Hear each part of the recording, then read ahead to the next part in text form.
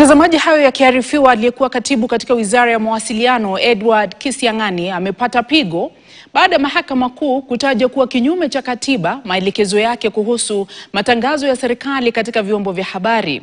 Kwenye uamuzi wake, Jaji Lawrence Mugambi ametaja amri hiyo ya Kisiang'ani kuwa ukiritimba uliolenga kusambaratisha vyombo vya habari vya binafsi nchini, na kusema Kisiang'ani hana mamlaka ya kuelekeza asasi za serikali kuhusu namna ya kuchapisha matangazo yake.